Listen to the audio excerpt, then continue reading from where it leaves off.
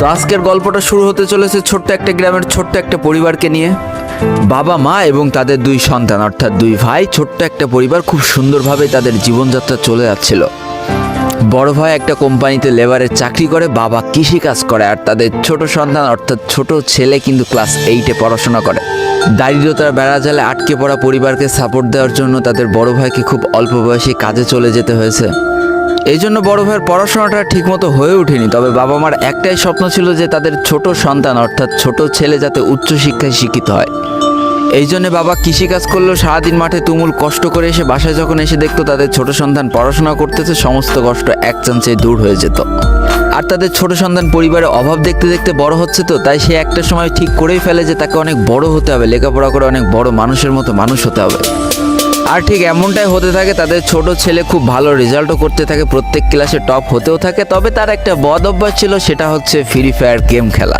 Corona চলার সময় যখন তার স্কুল বন্ধ হয়ে যায়, তখন তার বাবা এবং বড় ভাইয়ের জমানো কিছু টাকা দিয়ে তাকে একটা ফোন কিনে দেওয়া হয় অনলাইনে ক্লাস করার জন্য। তার ফোনটা ছিল 3 GB র্যামের একটা ফোন। তবে এইখান থেকেই তার ফ্রি ফায়ার গেমের সাথে পরিচয় হওয়া। সারাদিন পড়াশোনার ফাঁকে সময় পেলেই সে ফ্রি ফায়ার গেম নিয়ে বসে পড়তো। আগে যেমন বাইরে খেলাধুলা করতো, এখন সে আর বাইরে খেলাধুলা করে না, ঘরে বসে সারাদিন ফোন টিপে আর ফোনে গেম খেলে।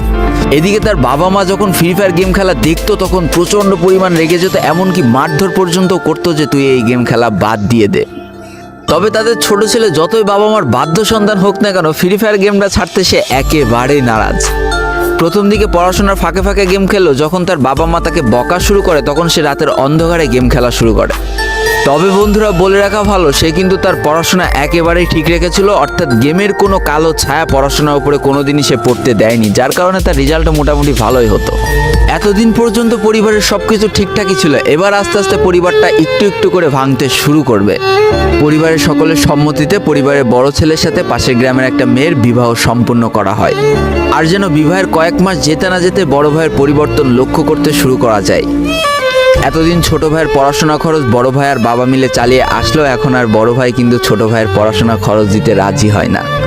তবে তাতেও খুব একটা ফারাক পড়ে না, কারণ তাদের বাবা এখনো শক্তভাবে তাদের পরিবারটাকে ধরে রেখেছে, অর্থাৎ বাবা কিন্তু কৃষিকাজ করে তাদের পরিবারটা খুব সুন্দরভাবে চালিয়ে নিচ্ছিল।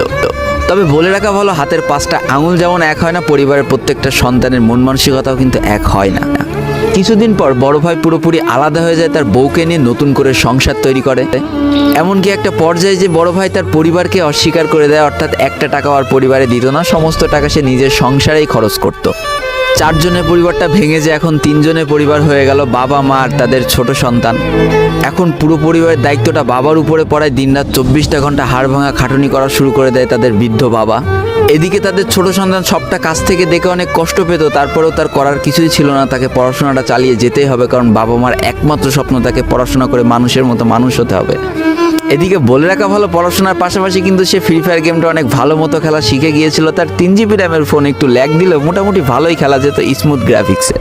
এমনকি সে আস্তে আস্তে টুর্নামেন্ট খেলাও শুরু করে। আর এখান থেকে যে টাকায় পেতো, 50 টাকা, 100 টাকা, 200 টাকা যা পেতো, সেই টাকাতে তার পরীক্ষার বই খাতা কিনতো, যাতে তার বাবার একটু কম পরিশ্রম করা লাগে, কম খাটনি করা লাগে। হাই রে, পরিবারের বড় ছেলে পরিবার থেকে আলাদা হয়ে গেল, আর ছোট ছেলে চিন্তা করছে বাবার কিভাবে কষ্ট কম করা লাগবে।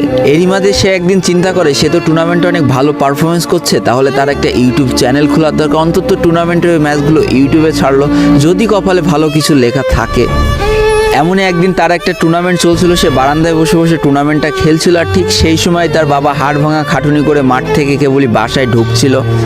এমন সময় তার ছেলের পড়াশোনা বাদ দিয়ে গেম খেলা দেখে বাবা প্রচণ্ড পরিমাণ রেগে যায়, আর ফোনটা ধরে একটা আছাড় মেরে দেয়, যার কারণে তার ডিসপ্লেটা ফেটে যায়। সেই দিন সে ভাঙা ফোনটা আঁকড়ে ধরে অঝরে কেঁদেছিল, তার সমস্ত স্বপ্ন যেন এক নিমিষেই শেষ হয়ে গিয়েছিল। তারপরে সে স্কুলে যাওয়ার জন্য যে টাকা পেত, সেই টাকাগুলো জমিয়ে জমে একটা সময় তার ফোনের ডিসপ্লেটা ঠিক করে, আর ডিসপ্লে ঠিক করতে 1500 টাকা লেগেছিল, আর সময় লেগেছিল প্রায় 4.5 মাস। আর এই 4.5 মাসে সেই ইউটিউব চ্যানেলে যে জিমেলটা ছিল, সেই জিমেলটাও সে ভুলে যায়, অর্থাৎ তার ইউটিউব চ্যানেলটাও নষ্ট হয়ে যায়। কিন্তু পরিবারের ছোট সন্তানরা একটু ঘাটতারা হয়, কোনোভাবে কোনো কিছুতে হার মানতে রাজি হয় না, যেমন আমি। তাই সে আবারও ফ্রি ফায়ার খেলা শুরু করে, আবারও নতুন করে ইউটিউব চ্যানেল খোলা শুরু করে। সবকিছু মোটামুটি ঠিকই চলছিল, পড়াশোনা সে আগের মতোই চলতেছে, এইদিকে টুর্নামেন্টও চলতেছে, এইদিকে ইউটিউবে আস্তে আস্তে তার সাবস্ক্রাইবারও বাড়া শুরু করে, একটা দুইটা এমন করতে করতে। কিন্তু হঠাৎ করে তাদের পরিবারটা জীবনের সব থেকে বড় একটা ধাক্কা খায়। যেহেতু তাদের বাবা কৃষিকাজ করে তাদের পরিবার চালাতে হিমশিম খাচ্ছিল, পরিবারের এত প্রেশার, 24 ঘন্টা হাড় ভাঙা খাটুনি করতে করতে একটা দিন হঠাৎ করে উনি প্যারালাইসিস হয়ে যায়। তার ডান পাশের হাত এবং পা পড়ে যায়, যার কারণে সে একেবারে অক্ষম হয়ে পড়ে। আর এটাই ছিল তাদের পরিবারের সবথেকে বড় কালো অধ্যায়। তবে সব থেকে কষ্টের ব্যাপার কি ছিল জানো? পরিবারের এত খারাপ সময়ও তাদের বড় ভাই কিন্তু তাদের পাশে এসে দাঁড়ায় না। এবার শুরু হয় তাদের পরিবারের আসল কষ্ট। না ছোট ছেলের পড়ার টাকা আছে, না বাবার ওষুধ কেনার টাকা আছে, না তাদের 3 বেলা ঠিক মতো খাবার টাকা আছে। কি আর করবে, পরিবারে এই অসহায় অবস্থা দেখে না খেয়ে তো মরা যায় না, তাই তাদের মা লোকের বাসায় কাজ করা শুরু করে দেয়। কিন্তু কাজ করে 3 বেলা খাবার জোটানো গেলেও বাবার ওষুধ আর সন্তানের পড়াশোনার খরচ চালাইতে হিমশিম খাচ্ছিল তাদের মা। ঠিক এই সময়টায় পরিবারের ছোট ছেলে সারাদিন চিন্তা করতে থাকে যে আসলে তার কি করা উচিত, কি করলে পরিবারের সবাই ভালো থাকবে, কি করলে বাবার ওষুধ কেনার টাকা সে জোগাড় করতে পারবে, কি করলে বাবা মার স্বপ্ন পূরণের জন্য সে পড়াশোনা করতে পারবে। তার সামনে শুধু একটা অপশনে খোলা ছিল, সেটা হচ্ছে ফ্রি ফায়ার গেমটা। কি আর করবে, সারাদিন সে পড়াশোনা করতো আর সারা রাত ফ্রি ফায়ার গেম খেলে খেলে ভিডিও আপলোড করা শুরু করে ইউটিউবে। তোমরা শুনলে অবাক হয়ে যাওয়া, 24টা ঘন্টার মধ্যে সে মাত্র 4.5 ঘন্টা ঘুমাতো। দিনের বেলা স্কুলে থাকতো, স্কুল থেকে এসে সে একটা চার দোকানে কাজ করতো, চার দোকান থেকে বাসায় এসে পড়াশোনা করতো, পড়াশোনার পরে রাত্রেবেলা ফ্রি ফায়ার গেম খেলে ভিডিও আপলোড করতো। সৃষ্টিকর্তা হয়তো তাদের কষ্টটা দেখেছিল, তাই তার বেশি দিন কষ্ট করা লাগেনি। 4.5 মাসের মাথায় তার একটা ভিডিও ভাইরাল হয়ে যায়। ব্যাস, লাইফের মোড়টা এইখান থেকে ঘুরে গিয়েছিল। তোমরা সকলে জানো একটা ভিডিও ভাইরাল হলে আসলে কি হয়। সব জায়গায় তার নাম ছড়িয়ে যায়, মানুষ আস্তে আস্তে তার ভিডিও দেখতে শুরু করে, তাকে পছন্দ করতে শুরু করে, তার গেম প্লে ভালো লাগতে শুরু করে। একটা সময় সে একটা ভালো প্লেয়ার হয়ে যায়। আর সে জীবনে প্রথম পেমেন্ট পেয়েছিল 12,500 টাকার, যেখান থেকে 7,000 টাকার তার বাবার জন্য ওষুধ কিনে দিয়েছিল আর বাকি টাকাটা তার আম্মুর হাতে তুলে দিয়েছিল। তারপর থেকে তার মাসিক বেতন কখনো ওই 12,000 টাকার থেকে কমেনি, বাড়তে বাড়তে একটা সময় তার মাসিক বেতন দাঁড়ায় 1 লাখ টাকা, যেটা ছিল তাদের পরিবারের জন্য অবিশ্বাস্য একটা ব্যাপার। যেই পরিবারটা না খেতে পেয়ে প্রায় মরার মতো অবস্থা হয়ে গিয়েছিল, সেই পরিবারটা আজকে কোথা থেকে কোথায় যেয়ে দাঁড়ালো। তবে সব থেকে মজার ব্যাপার কি জানো, এখন আর ফ্রি ফায়ার খেলতে দেখলে তার বাবা মা কিন্তু তাকে বকে না। তো দেখো, জীবনে খারাপ সময়গুলো চিরদিন স্থায়ী হয় না, খারাপ জীবন কাটিয়ে কিন্তু ভালো সময় আসে। অর্থাৎ তাদের পরিবার এখন ভালো সময় চলে এসেছে। তার বাবা আগে থেকে অনেক সুস্থ হয়ে গিয়েছে, এখন নিজে থেকে হাঁটাচলা করতে পারে, তাকে আর কাজ করে খেতে হয় না, তার মাকেও এখন আর কাজ করতে হয় না।